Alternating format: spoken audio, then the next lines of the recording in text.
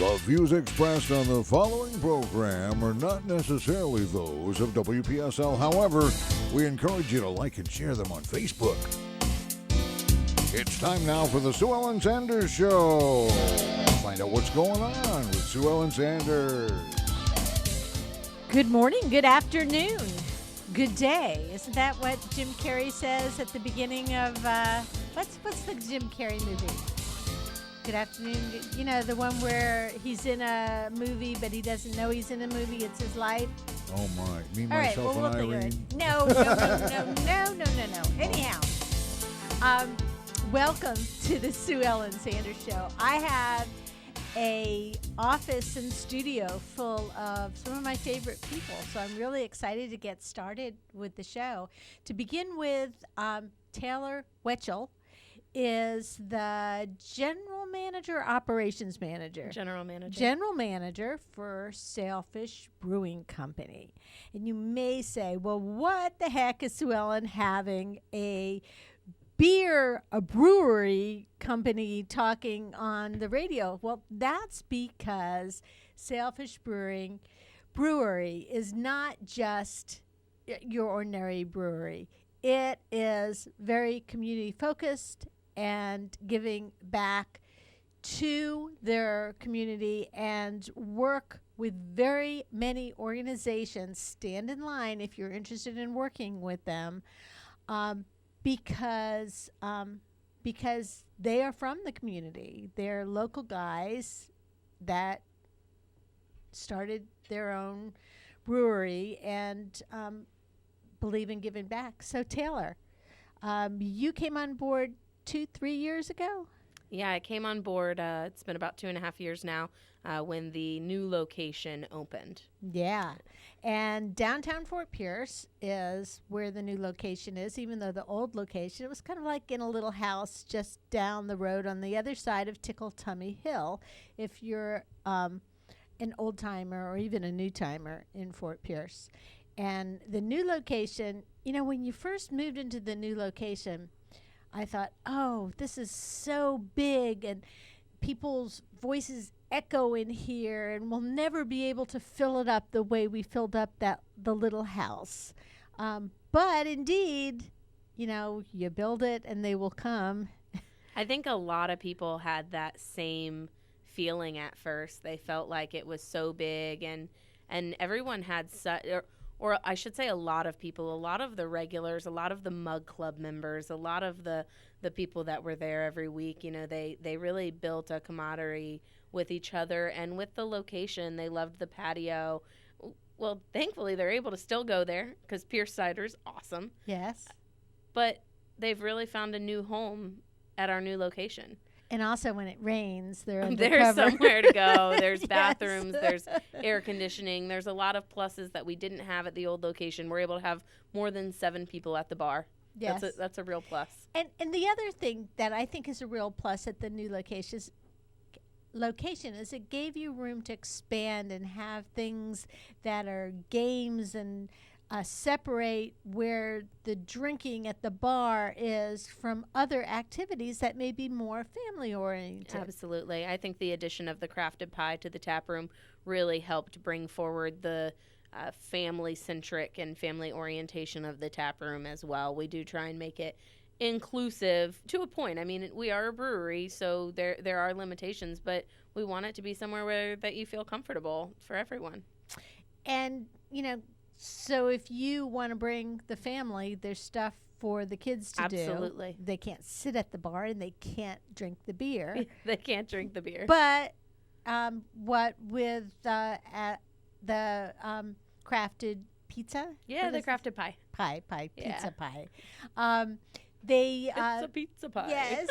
There's an opportunity for it to become more of a, you know, sit around, have pizza, and they also have flatbreads and they have other yummy things on the menu. So you can either get a snack or you can still get food from the other nearby locations like Taco Dive and Second Street Bistro, because along with Sailfish being connected with the community, you're connected with your downtown community too. We are very involved in the downtown community. We were an intrinsic part of the creation of the Downtown Business Alliance of Fort Pierce that came alive a little bit over a year ago. That was, I should say, reborn a little bit over a year ago. And the growth that has gone on and the light that is being shown on downtown Fort Pierce right now is incredible. And I believe wholeheartedly that it is in a direct response to the growth and the work and the business owners all just working together for the betterment of that area. That is, they all have the same collective goal, and that is to improve downtown Fort Pierce. And just this last week, I was privileged to be at the Education Foundation Scholarship Awards, where the Sailfish Beer Mile, which is their major sponsor, of course, is Sailfish, gave 2 different scholarships along with additional funds to the Education Foundation, because last year's Beer Mile funded those scholarships. And there were young high school seniors who were receiving, one received a Young Entrepreneur Award, and one received an award. They had to qualify for the scholarship as an athlete in a running sport, so to kind of go with the Sailfish Beer Mile. And of course, these kids, the high school kids, they have incredible GPAs. They're involved with the community. They're all off to awesome universities or locally to IRSC. And it's great to have an organization and an event that helps to give money back to the community to the children and to education. Absolutely. We want to better the students in the community because we want better workers. We want people to come back and work here locally and be able to continue to grow our local economy, the local businesses. They can come back and work at Sailfish. Yes, and even if they go away to school and they don't stay local, a lot of times people are coming back to the area. So that's great. So that leads into one of the events that we're here to talk about today, and that is the 4th annual Sailfish Beer Mile that I happen to be race director of. And it is taking place on Friday evening, June 14th, and registration is now open. We can only fit 600 people in the race, though, and already 104 have signed up. That's incredible. So we're real excited about it. Tell us a little bit how Sailfish got involved with a beer mile. I think you would probably be able to explain that better. Weren't you the creator of Well, the Sailfish Beer Mile? Okay, so I was kind of like trying to think outside the box. You're the Beer Mile queen. Yeah, because everybody is doing a 5K nowadays, or doing some type of charity run, and it's gotten so where there are 2 or 3 to choose from every weekend, and so I wanted to do something different. So of course the people that I approached to be my main sponsor were Dave Boucher at Sailfish, and that was before Taylor came along. And so she picked up like a couple years ago and then helped us make the Beer Mile into something that, if you can imagine, is a little bit more family oriented.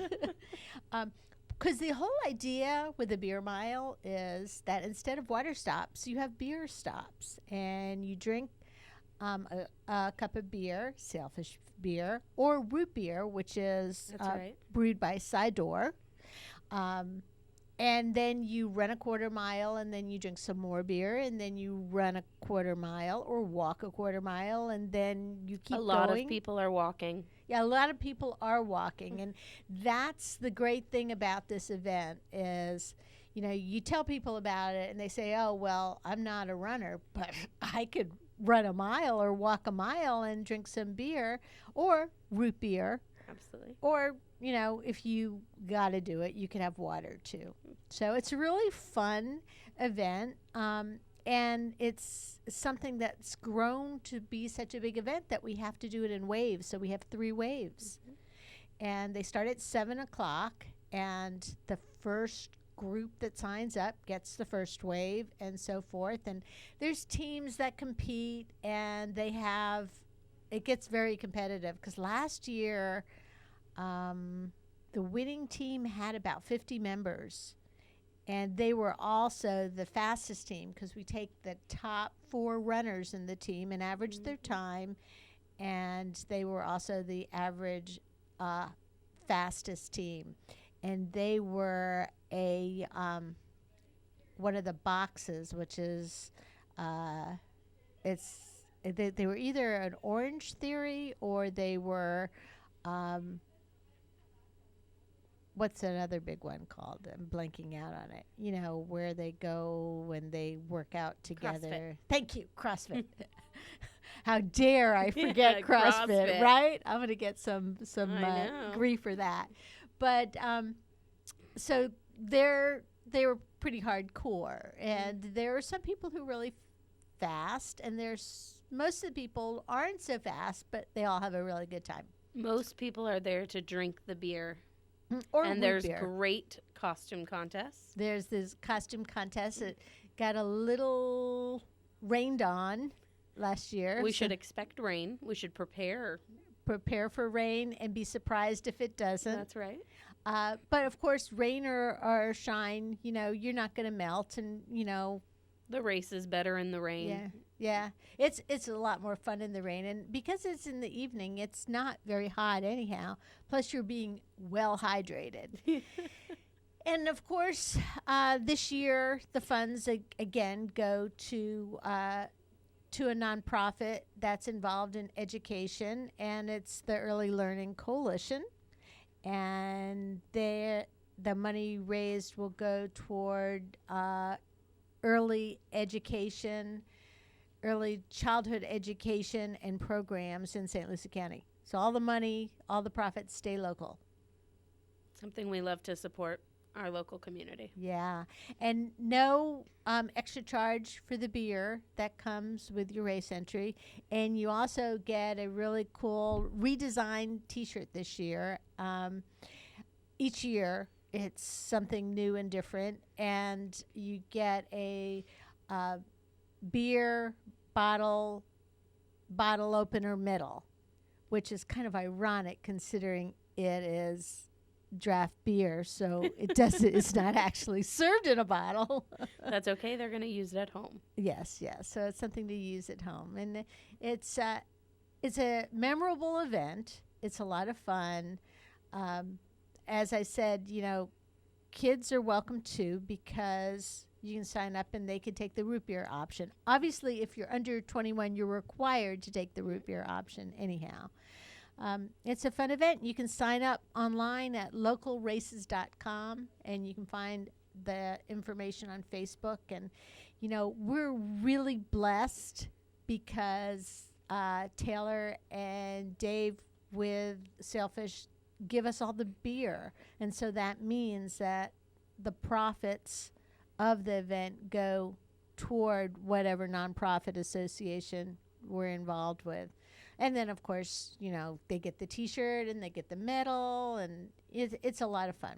So it's a fun event, but that's not the only thing you do. You do so much more. I just don't know how you do it all and still brew beer. The beer is the most important part. It is what allows us to do everything else. So I'm happy that we do get to do that still. The other event you have coming up right around the corner, actually, this coming week, is for the Boys and Girls Club, and it is Sailfish's fundraiser for the Chili Cook-Off. So Wednesday, May 22nd, starting at 7 p.m., is the Summer Sensations Food and Beer Pairing. It's our second annual. It's our fundraiser for the Chili Cook-Off for Boys and Girls Club of St. Lucie County, like you said. And what we're doing this year is we have 13 local restaurants and 13 different, 11 breweries, 1 winery, and 1 cidery, all coming to the tap room to showcase the best pairing that they were able to come up with. So an attendee will be able to come in, they check in, they get a little punch card, and then they go to each participating team and they try the beer and the food from each team. That's 13 different samplings that you get. It's only $45. And then you have the power to vote for your favorite and to name the winner for this year's Summer Sensations 2019.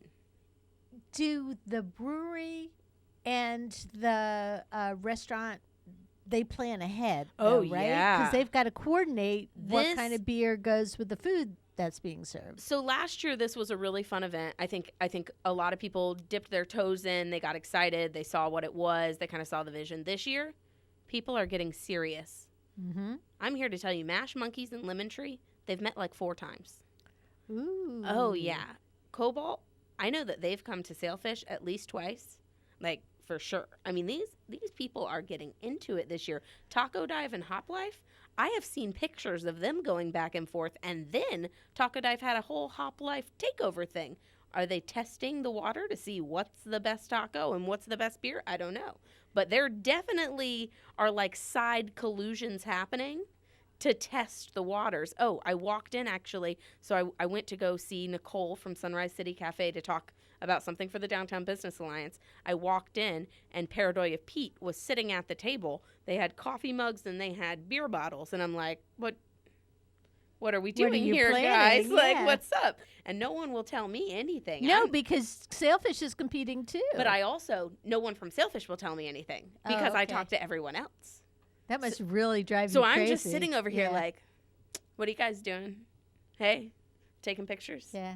Yeah. Well, so there'll be 13 different stations. 13 different stations. You each visit each station. You get a pairing at each station that's going to be a 5-ounce beer or wine or cider, and then a small plate.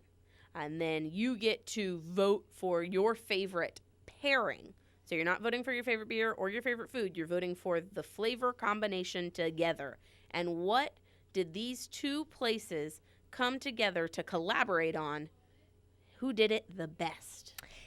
So it's kind of like one of those TV shows, like one of those Top Chef type of I TV kind of like that, shows. and maybe we'll Yeah. have to film it and create our own episode. Yeah, I think that would be a great idea, and I'd love to be there. And as a matter of fact, I bought my tickets already. So are you volunteering to film? You wear the GoPro? No, I'm eating. We'll put it on Marty. Put the GoPro on. Okay, he can put a GoPro on because nothing's going to come between me and my food. I do also enjoy the different types of beer and cider. Not so much wine anymore. I'm kind of something happened to me when I discovered craft beer, and for years and years I was not a beer drinker.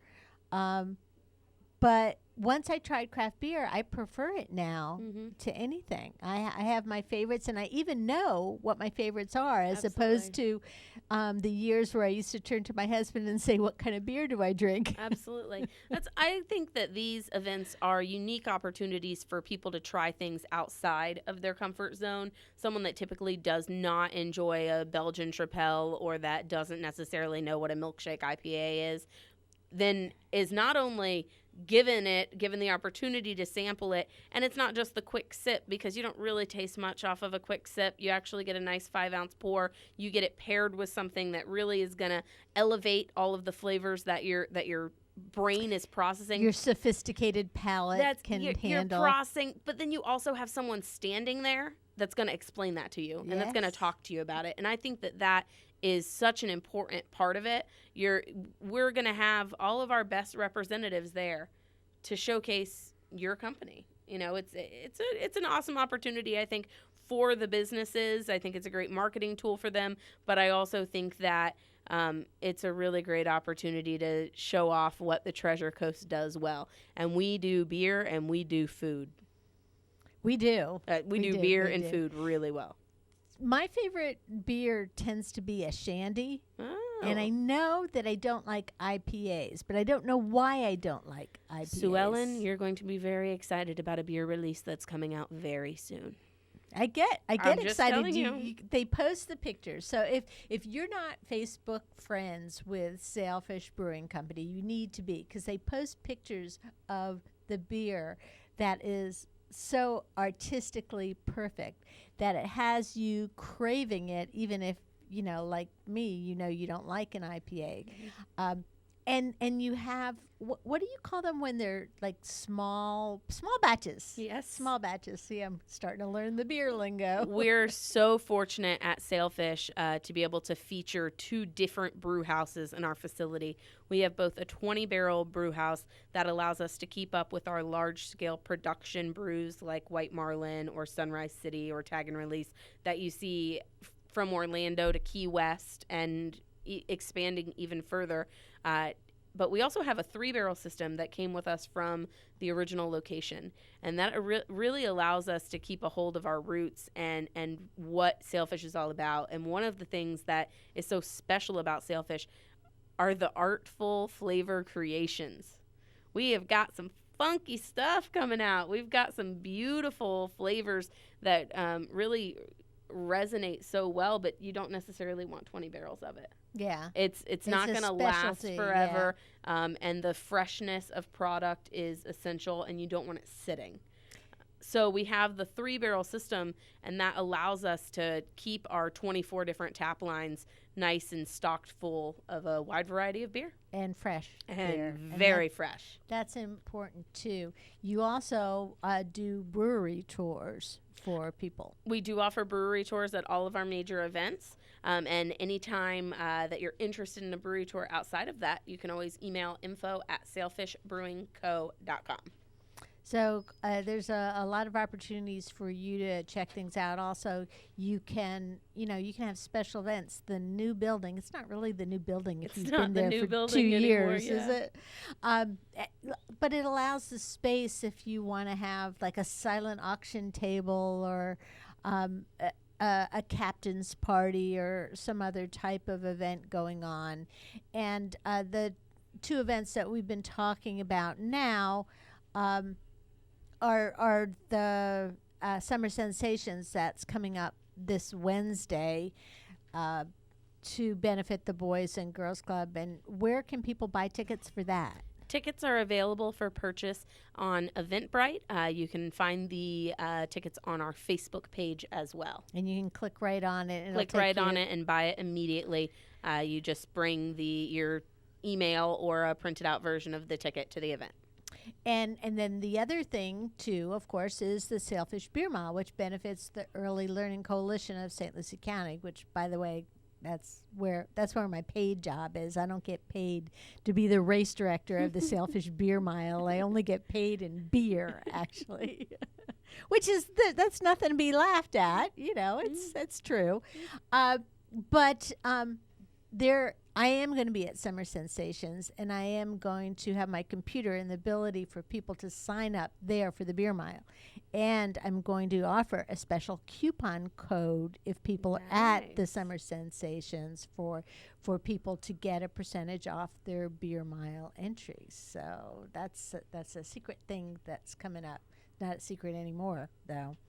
So the Beer Mile coming up on June 14th in the evening. You can sign up for that at localraces.com/4th Annual Beer Mile. Summer Sensations, the tasting, you can find that Facebook event page on Facebook through Sailfish Brewing. If you like Sailfish Brewing Company's Facebook page, then you'll see all the different events that are going on. And once you like one brewery's Facebook page, then the others will pop up in your feed, and then you can like them all. Because even though you guys were first, and you're our first love, Absolutely. there are other awesome breweries, including Side Door, which last year their racing team did really well too, and they came out and they brought all of the root beer for the run. Shameless plug, actually, for the Treasure Coast Wine and Ale Trail for anyone that has not been on it. We have a huge variety of breweries and our winery and cidery here on the Treasure Coast, and you should definitely check out the Treasure Coast Wine and Ale Trail if you have not already. You do, and then of course you have Hop Life in Port St. Lucie, and then you have Pierce Cider, and you have Isla Isla Mirada. Mirada up on Airport Road. So there's a lot of great things to be drunk on the Treasure Coast, or to be. I don't mean drunk as in drunk. I mean drunk as in drinking. Enjoy. You get it. Thank you. Enjoy. Hey, Taylor Wetchell has been my guest, and she is the general manager of Sailfish Brewing Company, and they are located in downtown Fort Pierce, and they have events all the time. They have cool things like bingo on Monday nights and other special events that are going on all the time. Stop by and say hello to Taylor. You'll recognize her because she's the one with the purple hair. Thanks for joining me. Listen, don't go away because we're going to take a quick break, and then we'll be back with more that you're going to want to learn about in St. Lucie County. We'll be back in just a few minutes.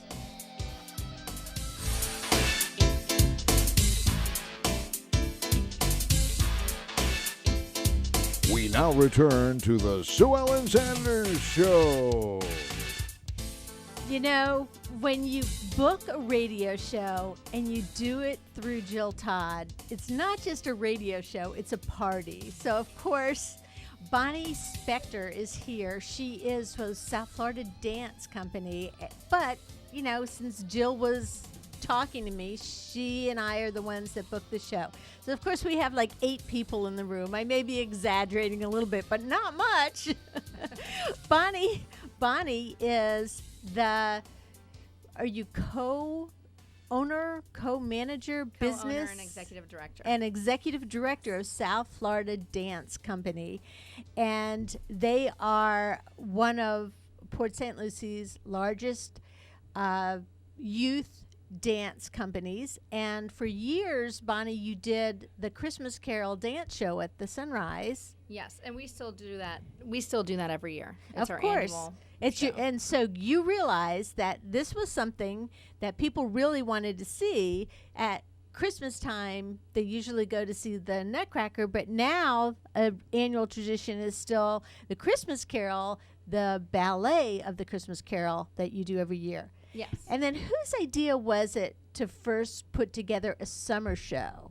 Because, hey, one big show and dance lessons throughout the whole year and other types of youth shows and activities wasn't enough. You wanted to do another major event, right? Yes. So we had tried several years ago. We were doing, we had done some excerpts from Swan Lake. We had done Firebird. And then Miss Amanda came to us, and she had pitched the idea really of doing a full-length ballet. I think our first was Cinderella. So The one that we produced together. first summer ballet. Yes, the first summer ballet that we brought to the Sunrise Theater was Cinderella. We wrote that together. Brian and I produced it, and it was a big hit. And when Bonnie says wrote Cinderella, obviously we know Cinderella is a typical story, and you've seen the movie, and you may have seen the show, and you read the book, but has anybody really read the book? But turning it into a ballet, that's a whole horse of a different color. It is very challenging because we have to make sure that we showcase all of our ballet levels. So we're talking ages 8 through early college. So we have to make sure that, yes, we're telling the story of Cinderella, but we have to sometimes even create characters that make sense for the show to have a place for everyone. So you moved from Cinderella, and now you're doing The Little Mermaid. Yes, and this is our second year doing the Little Mermaid. It will be our last year before we start writing our new show this summer that we'll announce later after Mermaid's over. Awesome. So. Amanda, how's this idea grown into such an enormous summer event? Well, I have really seen and experienced this ballet from many different perspectives throughout my life. So when I was younger as a professional ballerina with the Charlotte Ballet, I was in the production. My favorite choreographer from Germany, John Neumeier, created the ballet, and I think it premiered in 2005 on San Francisco Ballet. My mom is from Germany, so she used to visit the statue in Copenhagen, and so it's it's really just been a story that I have felt very attached to and connected with my whole life. And when I came here and we did Cinderella and it went really well, I decided that I thought that Little Mermaid would be a good outlet and a good show for the area. It's Florida, you know. And there's a everybody loves lot of mermaids. really memorable characters in Little Mermaid. There's a lot of characters that people can really either hate or love. And as I say that, I'm looking at the Sea Witch, Ursula, who's otherwise known as a Sarah in real life. And Hannah, what role do you play? You play I play the Little Mermaid. Yeah, that's right. So it's like good and evil right here in this room. Yeah. So Hannah and Sarah, I know Sarah is a senior. Hannah, are you also a senior? I'm a junior. You're a junior. And that's high school, but you would never know to look at this show. This show is just amazing. Anybody who thinks they're just going to look at a bunch of kids dancing around on stage has never been to one of South Florida Dance Company's shows at the Sunrise. So, Thank you. so coming our up goal. June 1st. June Yes. 1st. June 1st, the shows were about, 2.5 weeks out, I think. So our last year's show sold out at the Sunrise about a few days before, the show was on. So we're anticipating that again this year. Ticket sales look like they're following in the same trend. So if people didn't get a chance to see it last year, this is the year because there is only one night. It's only one show. And it's then- June 1st. Yes, and then after that we shelf it for about 4 years. So we won't show it again until then because, like I said, we'll be writing our newest ballet that we'll have 2 years with. What's the logic in doing it for a couple of years instead of 1 year? What we do the second year is really to tweak and refine the show. So essentially what we're trying to do is build a repertoire of shows for our company. So we have Cinderella. We're pretty comfortable and happy with where that is, both with character development, staging, lighting, music. Same is true for Christmas Carol. We're very happy with where that is. Every year we'll change maybe a little tiny thing here or there, but for the most part the story is staying. And that's the reason we do the second year. We get a chance to look back at last year's production and say, oh, we really didn't develop that character very well. We need more scenes with that. Or, we never really told this part of the story. It was lacking. So it gives us a chance to kind of perfect it, if you will. So if you didn't see it last year, then that's okay because this year's going to be even better. Yes, we have new music, new choreography. New props. We have new things coming in. So it's exciting. So Sarah, when you were walking by earlier, did you notice that my previous guest, Taylor Wetchell, had purple hair? Oh, I didn't. Yes, she had a purple braid, and I was like thinking, oh, that would be so Sea Witch. Yeah, I'm gonna for the show spray my hair purple. Are you? Yeah. Yeah, cool. So now, Sarah and Hannah, you're two of the elder members. Yes. Yeah. And so, how have you developed your parts on your own? Do you just take direction, or do you help with the creative concept? I think it goes both ways a little, definitely. But Miss Amanda gives us choreography, and then most of us will take it and put our own Spin on it. Yeah, not changing anything, Yeah. just putting what we do, Or how you see a incorporating character. seeing how we see the character into the choreography. You kind of you're translating it, Yeah. because dance, of Yes. course, is a language. I learned that from Bonnie, Absolutely. actually. Yes. But as far as your character, do you for example, Sarah, Ursula? There's no way she's good. I mean, she's just evil through and through, right? Yeah. So, did you find you had to pull from depths of evil to portray her? So Ursula's a really hard character to do for me because I don't really think I'm that mean, but I just Jill. I just She's pull, Jill's daughter. That's what I'm asking. I just pull from things that like experiences that have made me mad and like stuff like that, I just like kind of get into that zone and then I just go into the character. Hannah, are you like good and angelic at all times? Or did you have to like really fight to So- get in your character? Mermaid goes through a lot of different emotions. She goes through like kind of a little part of evil at a point too, and be like towards Ursula's creation, Vanessa.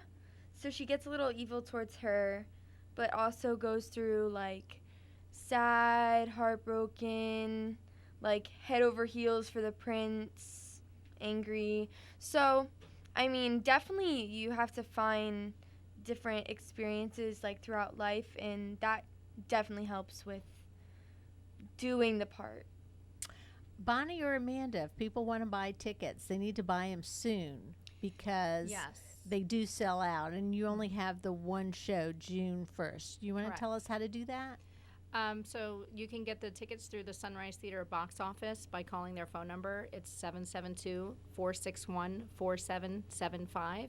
Or you can go to the website for the theater. It's www.sunrisetheater.com. And theater is R-E. That's how And it's it's spelled. seated tickets. It's not It's general seated admission, tickets, right? correct. So, the you'll go sooner online you and buy your pick. tickets, the better Yes. seats you can get. Yes, correct. And there's just two prices. They're either $25 or $30, depending on the section you're sitting in. And the reason, of course, they're so reasonably priced is because it's a family event. Yes.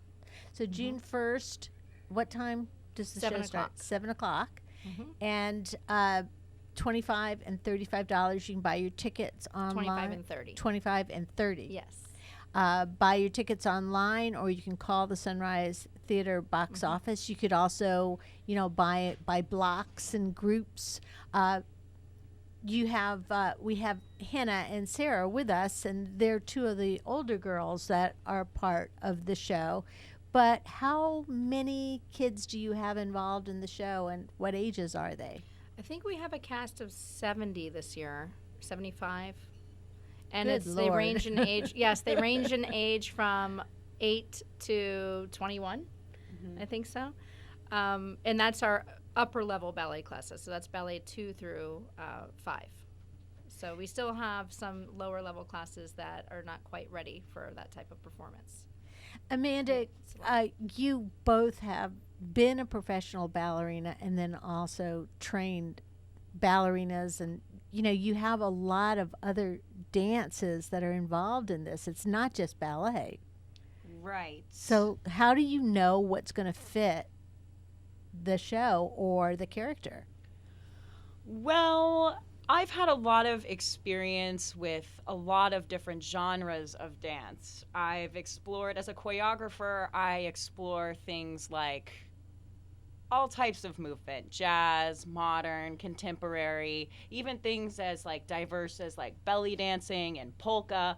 I like draw from every single form of movement and dance that has been out Polka? there. Yes. Cool. Yeah, we have some swing dancing Yes, too. It's yeah. pretty exciting. So, yeah, so I kind of draw from everything to get different like inflections and to pull out the different emotions that I want the audience to feel, as well as my dancers. So, And, Hannah and Sarah both talked about how they put, their translation or their spin on it too. But what are the challenges of working with 70 kids on stage?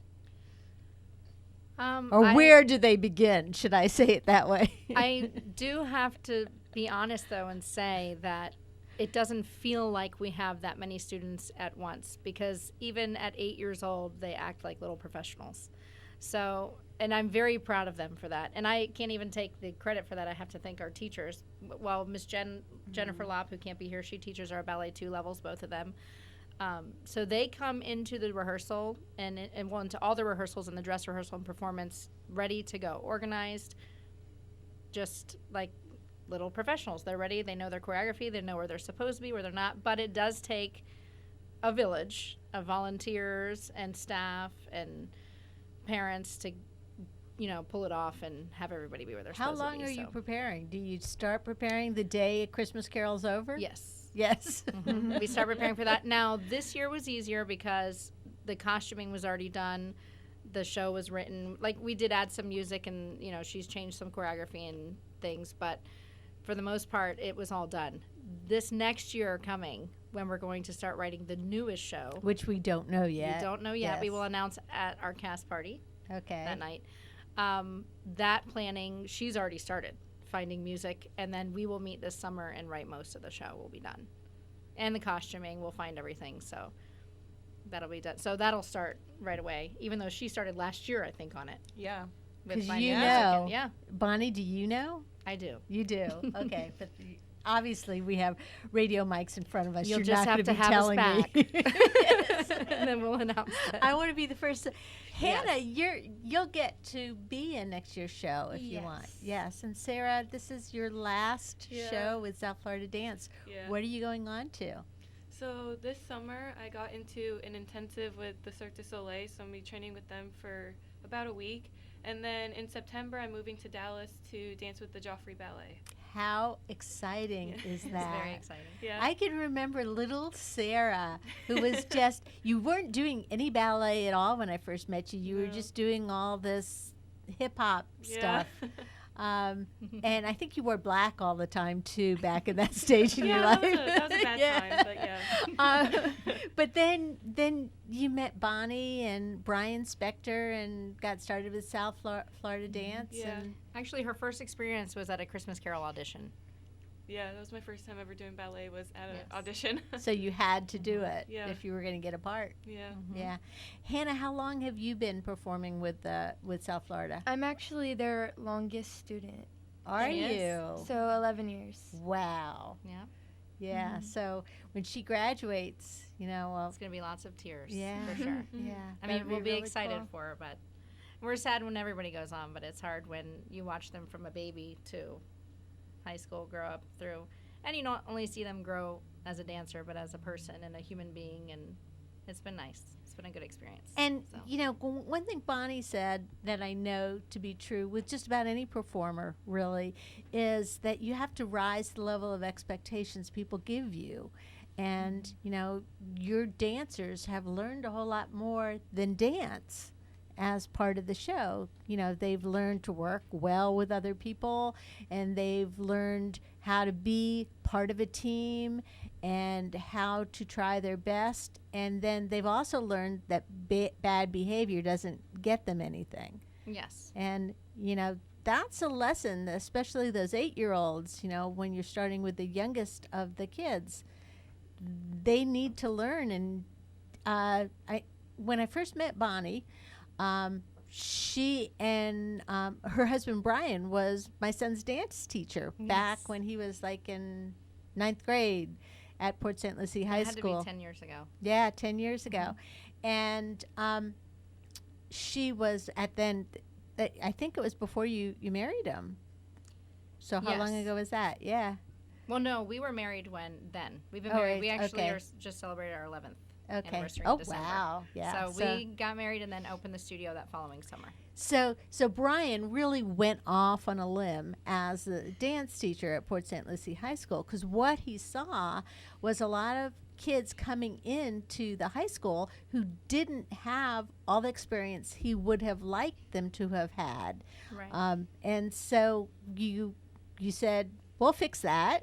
Yes, I definitely pushed him to open the studio. Yes, I remember So that. I made a promise that I would run the office if he would just find the instructors. And that's what happened. And we're still here. you surrounded yourself with instructors that are really more like family. Yes. You're kind of like a family, and it really shows in the loyalty that people have, the whole dance mom and dance dad group. Yes. Well, then it's kind of funny you say that, because there's this trend going around on social media right now that you're supposed to post a picture. It's a day 1 through 5 challenge, dance mom challenge. And you're supposed to post a picture. I only made it to day 1 because it's tough, but I am not just a dance mom to my own children. I'm a dance mom to all of them. So it's just, when you were bringing up earlier about how, there's disappointments and there's happiness and there's sadness and there's frustrations and dealing with that with the kids and putting on this great show. But there's so much more of that going on behind the scenes just to get us all to where we are now. So I do kind of feel like a mom to every single student To in the all of studio. the students. Yes. Yeah, you got lots and lots of kids. Yes. And, and that's part of the whole teacher mentality too. And when we celebrated last week Teacher Appreciation Week, we also celebrated the specialty teachers, such as the dance instructors. Amanda, do you have children of your own, or do you just have these 100? More I than just 100, have I just have hundreds of children that are not mine. And for now, that's enough for me. You send them home. Hannah, I noticed when I was asking Bonnie about all those kids on the stage, you were kind of like holding back a laugh as she was saying that how calm and how mature some of the little kids are. Do you kind of have a little bit of a different take on that as like the older group, you and Sarah? We love all of them, and like they're like our little like siblings. Yeah. It's really funny because they all are like so crazy, but then when they get in rehearsal, they calm down and they listen, but out of dance, like there's a completely different side of them. They're Yeah. crazy. They are And I'm crazy. sure you remember Yeah. that. Yeah, Being the 8-year-old yeah, I in remember the being. Yeah. Yeah, because you were the 8-year-old in Yeah. the company, and you were starting. And as a matter of fact, we have 2 of the younger performers that are sitting quietly in the studio And both of them now. are Yeah. crazy. Oh my god. They both probably have a crazy streak, but both of them are sitting there very calmly and very quietly because they were instructed to do that. So yeah, they are professionals. So you young ladies want to come over and come over to where Sarah and Hannah are with their microphone and say hello and introduce yourselves and say just a minute about yourself. Hi, my name is Gianna Spector, and I'm a dancer too, and I'm in The Little Mermaid. You're in The Little Mermaid, and what role do you have? I'm a starfish. You're a starfish, okay? Hi, my name is Taylor, and I'm in The Little Mermaid too, and I'm a dancer, and I'm Seagrass. You're seagrass. Wait, so you have to be really creative when you're coming up with ideas for what the different, especially the younger members of the troupe are doing. Yes. And that's what sometimes we'll get stuck when we're writing a show. We'll be like, okay, well, we've covered parts for, these levels, but, what can we do that really showcases ballet too, that applies to the storyline? And then When you think about it, seagrass, what a awesome idea, because Yes. seagrass is like swaying gently yes. back and forth. And the little sea creatures dance in and out from Yes. them. And the starfish, when they're in the water, if you watch starfish in the water, they don't move, they don't zoom, they kind of gently flow. And I see now Gianna and Taylor doing their little movements there in the corner Yes. there, because you got to be graceful. Seagrass is graceful. And their Starfish, part is just as important as the Little Mermaid and the Sea Witch, because it takes I always tell the kids the core work is actually the most difficult, because if one person in a core messes up, it's noticeable. If either of them as a soloist mess up, we're not going to know that as the audience. Only they will know that. yeah, So because it's their Being dance. part of a yeah. core is very difficult, and it is definitely the first line of, I would say, performance, is to learn to be Well, a team player. One of the other challenges I know when people come to see The Little Mermaid is they're listening to the music, but there's not a story other than the story they're seeing with their eyes. So you have to make the story come to life with your dance and your costume. How do you do that? So, like, as a dancer, to make the story come to life, you really have to use your acting skills, because if you don't, it's really dead on stage and nobody really knows what's going on. So, in the scene, The Sea Witch's Lair, where I'm taking her voice, I have to really act and really make sure everybody knows that that's what's happening and that she's getting a pair of legs, and it's really hard to do that. To with just your face. communicate that with Yeah. like facial movements Yeah. and dance. And Hannah, you have to lose your voice, which you're already not using your voice. So During like when we're learning choreography, Miss Amanda will give us like words, like sentences, Yeah. and we'll kind of like say that in our head, like just like naturally, we'll just like say it in our head, like as we're doing the choreography, and that definitely helps a lot. Yeah. Like for the audience to like perceive it too. So sentences from the show, or Just, like, to, Just ones that she'll like make up. Yeah. what She'll be kind of like, what? "And Give me I an love example, Tim," Amanda. and So "God," yes, and- yeah. So if I want the Little Mermaid to say, "I loved this man and I rescued him from the water and we embraced and I'm in love with him and now I want to swim up and have legs and be part of his world," I like say that sentence to them and then they dance it and they kind of say it in their heads, and it definitely helps. It and really it makes does. Yeah, it it makes does. sense. It makes sense Yeah, it really too with the helps. movement. I used to do that as a dancer. So that's how I know what to tell them. So you turn the words into actions. Mm-hmm. Yes. And beyond the dance actions, you also have the acting that you're doing, but it's more pantomiming. Well, it's acting only without the voice. It's Yes. using verbal communication through body language is really what happens, like through your face. I think we so- call that nonverbal communication. Oh, there you go. Look, you just That's taught me okay. something. There you go. sorry, Bonnie, I couldn't But yes, resist. so there yeah. you go. But it's like trying to tell a story, and if you don't have a voice, how else do you do it? Uh-huh. Like if you picture if you're angry at someone and you're having a discussion with them or an argument, But your but your face is gonna kids be in the like, you yeah, know, but your showing kids in that. the room next door, and you don't want them to hear anything. So Well, that could be interesting to talk like that in everyday life, I guess.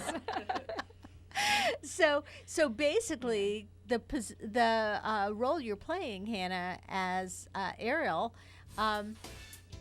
has no voice, but every member of the group on stage has no voice as well. Yes. So kind of weird. But it makes sense. It's Yeah. not, it's like it just like works when we do it. It does. It Once does. you add the props and the set pieces in, Mhm, and the scenes are costume. changing, and the costume. Oh, like, and the Costumes costumes. definitely help with And you'll have to see for yourself because The Little Mermaid is only on stage for one performance this year, June 1st. And it's at the Sunrise Theater. You can get your tickets. Check out their Facebook page and check out Sunrise Theater's website for more. Bonnie and Amanda and Hannah and Sarah have been my guests today. Thanks for joining me. We'll see you next time with more. The Sue Ellen Sanders Show. Archives are on YouTube. Go to WPSLTV.com. Listen in every weekend for Sue Ellen Sanders right here on WPSL.